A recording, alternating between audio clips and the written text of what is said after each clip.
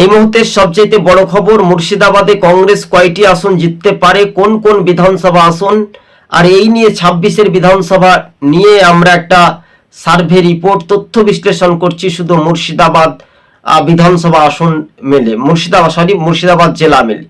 অর্থাৎ প্রথম আমরা দেখে নিচ্ছি বহরমপুর বিধানসভা আসনটি কংগ্রেস জয় হতে পারে সম্ভবত। রানীনগর, ডোমকল, রেজিনগর, বেলডাঙ্গা, কান্ধি, ভরতপুর, সালার, বড়ুয়া, নওদা এইসব আসনগুলো কংগ্রেস জয় হতে পারে। মুর্শিদাবাদের লালবাগ, তারপরে ফারাক্কা, শামশেরগঞ্জ, হরিহরপাড়া, জলঙ্গি, ভগবানগোলা এইসব আসনগুলো কিন্তু কংগ্রেস, নবগ্রাম সম্ভবত জয় হতে পারে। এই বিধানসভা আসনগুলিতে বেশি নজর দিতে পারে কংগ্রেস, এমনটাই সূত্র মারফত খবর। 65টি বিধানসভা আসনে বড় টার্গেট নিচ্ছে কংগ্রেস 294টি আসনের মধ্যে। কিন্তু কংগ্রেস মুর্শিদাবাদে এককভাবে 14 থেকে 15টি আসনে জয় হতে পারে, এমনটাই সার্ভে রিপোর্ট বলছে।